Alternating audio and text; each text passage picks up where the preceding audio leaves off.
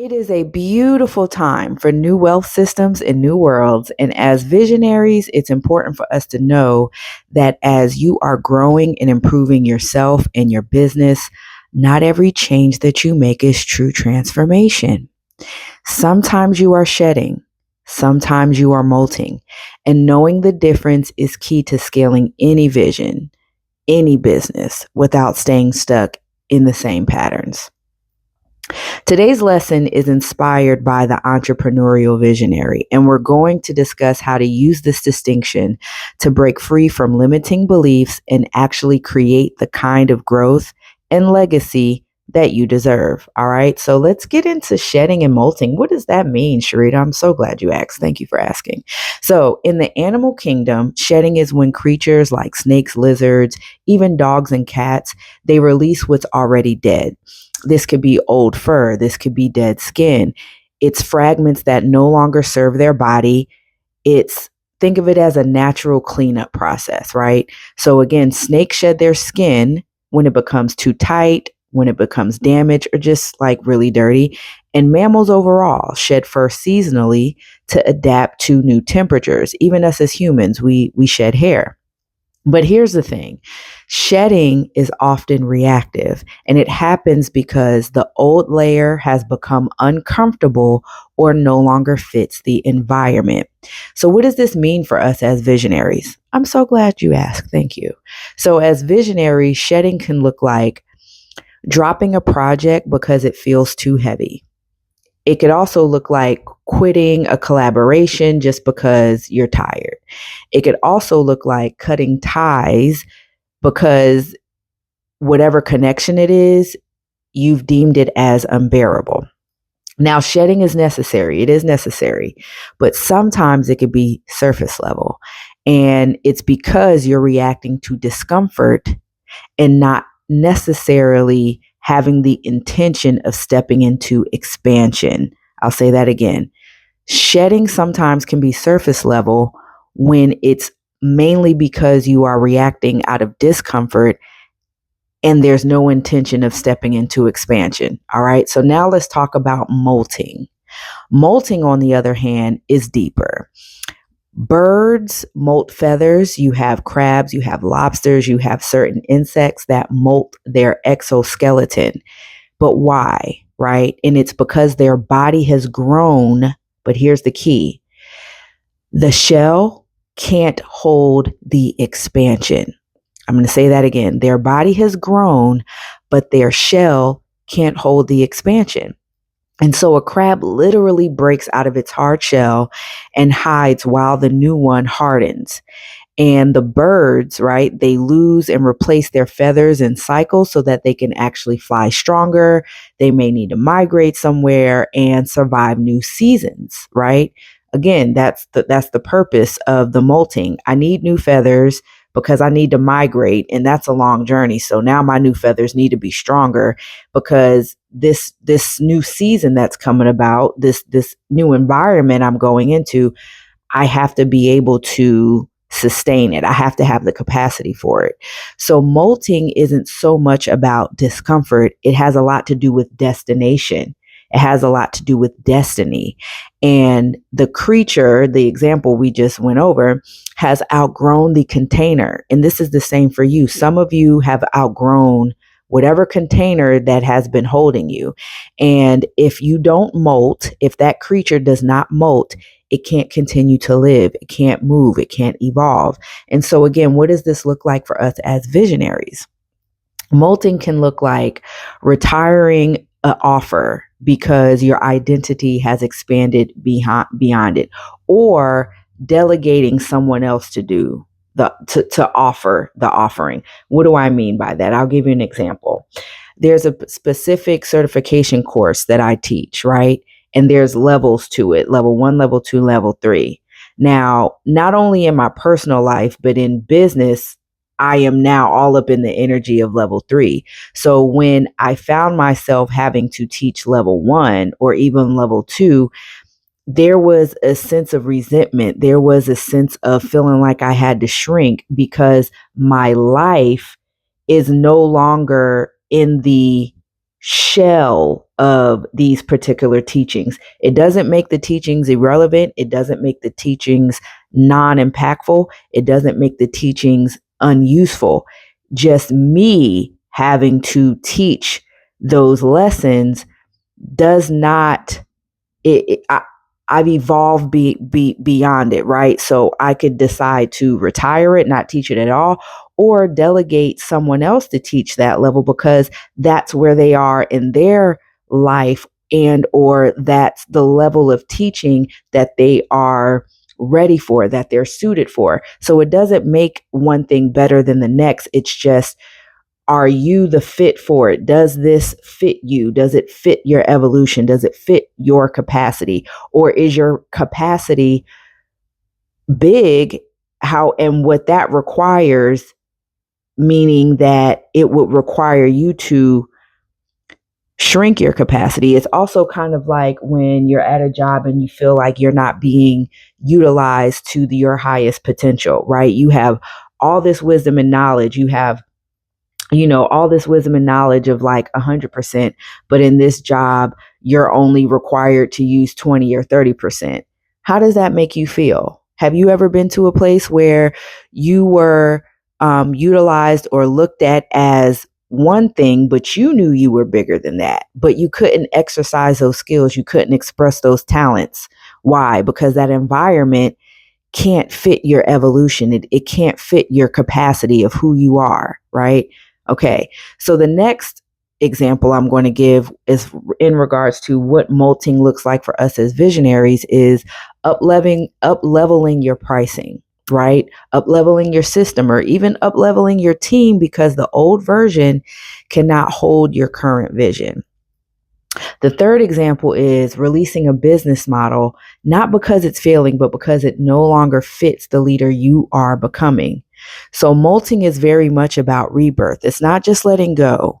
It's becoming unrecognizable to your old self. So now the next question is, why does this matter, Charita? Oh my God, I'm so glad you asked. Thank you. So again, shedding helps you survive, and molting helps you ascend. So most people are spending their life in cycles of shedding. This is being, this is again being reactive. So there's reactive cuts. There's consistent resetting. It's consistent starting over, right? But visionaries were called to molt. And this means willingly stepping out of containers, even when it feels vulnerable, so that we can step into the space that matches our expansion. I'm going to say this again. Visionaries, we are called to molt. We are called to willingly step out of the containers that keep us restricted, stepping out of these containers, even when it feels vulnerable, even when you feel exposed, even when you feel so raw and just open, right? But it's so that we can step into the space that matches our expansion, right? So the real growth is not always in what you release, but it's in who you allow yourself to become once you've outgrown the old skin. So now let's talk about disrupting the pattern, okay? How do we disrupt the pattern? Once again, I'm so glad you asked, right? So there is a common trap that a lot of us can carry, and it's cycling the same patterns, but just in new packaging. So I want to talk about what that looks like. Signs that you're repeating instead of rising.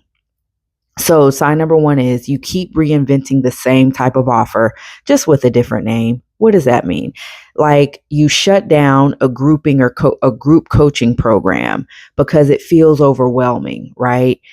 But then you turn around 6 months later and launch another one with a new title, but the same structure and energy leaks, right? So again, you've stopped doing one thing because you were drained and whatever other reason, and then you created another thing with the same issues in your structure, with the same leaks in the container, and you're expecting a different result. So you literally just created a thing and just said, I'm not going to do this anymore. Let me take a break. But you recreated.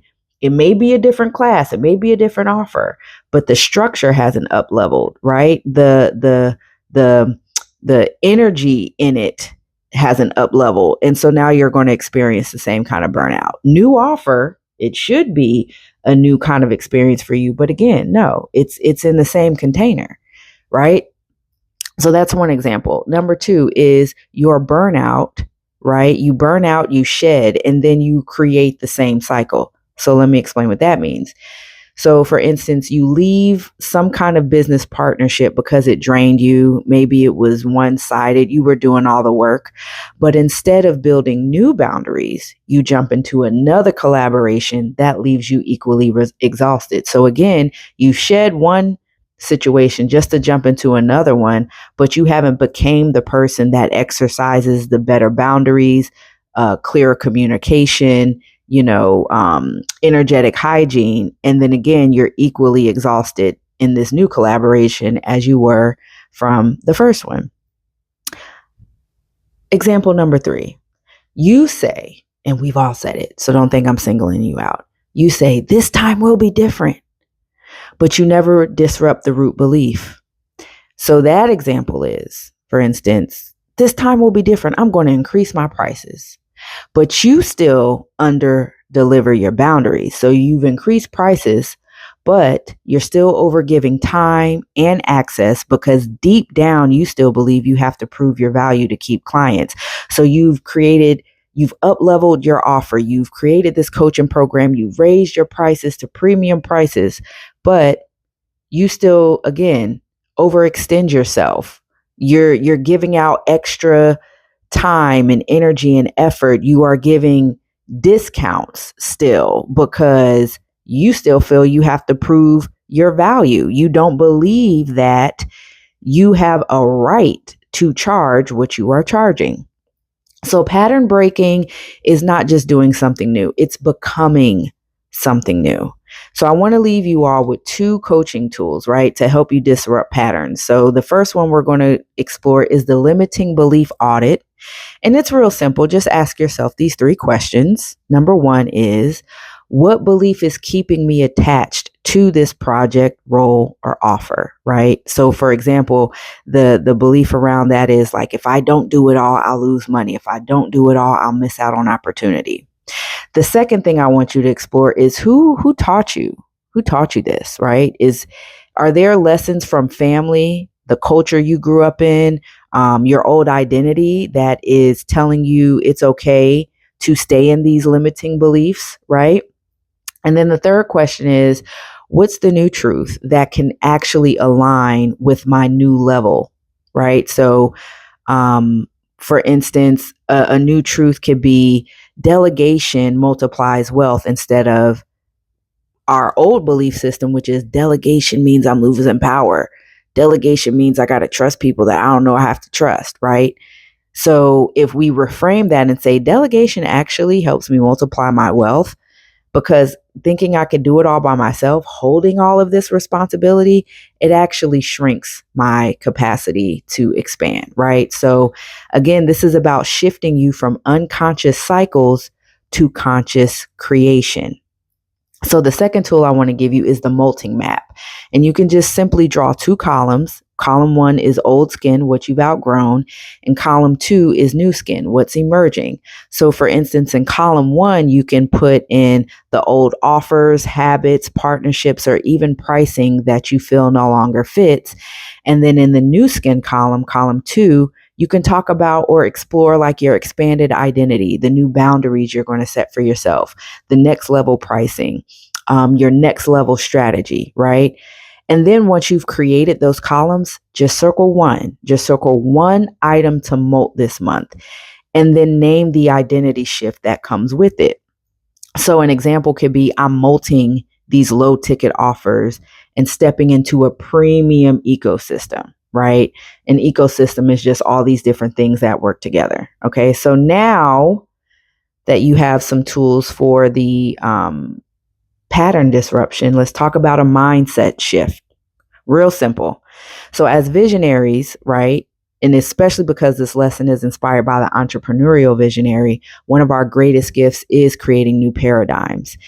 And one truth is that it's going to be really, really, really challenging to create new things if you're trapped in the skin of the old. So you can't build a new if you're trapped in the skin of the old. Why? Because in order to create new, you have to become the person that can actually create it.